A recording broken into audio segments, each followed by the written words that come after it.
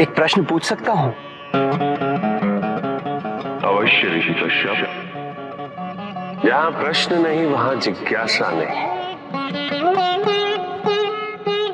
और जहां जिज्ञासा नहीं होती वहां ज्ञान की वृद्धि नहीं हो सकती। निसंकोच होकर पूछिए। प्रभु, आप तो कालोपरी हैं, सर्वज्ञ हैं, त्रिकालदर्शी हैं। चारों ओर ये जो अज्ञान का अंधकार फैल रहा है, उसमें ज्ञान का मूल अर्थ कहीं ना कहीं खोता जा रहा। मेरा आपसे विनम्र निवेदन है प्रभु, किसी अन्य विषय पर चर्चा आरंभ करने से पूर्व हमारे और इस समस्त संसार के कल्याण और मार्गदर्शन हेतु आप ज्ञान की मूल परिभाषा से एक बार हमें पुनः अवगत करवाएं। ज्ञान और अज्ञान की परिभाषा को स्पष्ट रूप से समझने के लिए ज्ञान और अज्ञान की विशेषताओं का स्मरण करना आवश्यक है,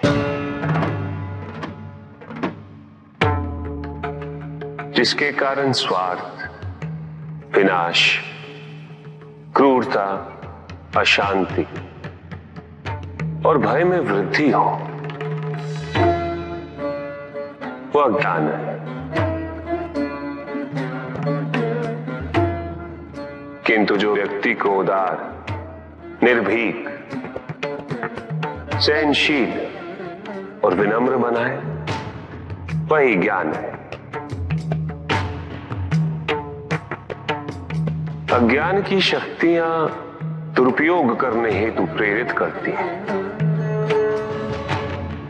किंतु जो अपनी शक्तियों और अपने सामर्थ्य के प्रति अपने उत्तरदायित्व को समझाए, जो न केवल अपने अपितु अपने से पहले संसार के उद्धार हेतु प्रोत्साहित करे, वो ज्ञान है। ज्ञान का मूल उद्देश्य ही परोपकार है, सृजन है।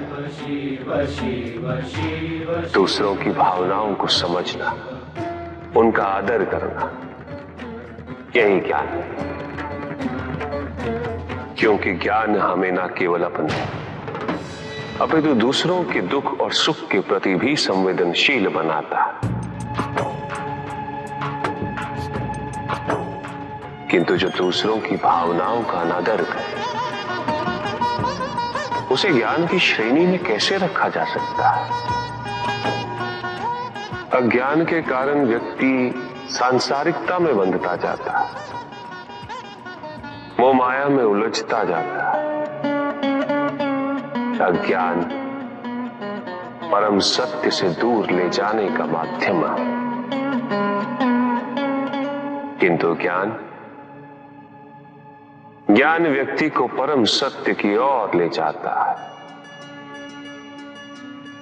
ज्ञान मुक्तिदायक है, मोक्ष का मार्ग है, और इस मुक्तिदायक ज्ञान का सर्वोच्च रूप है आत्मज्ञान, और यही ज्ञान की पूर्णता भी है।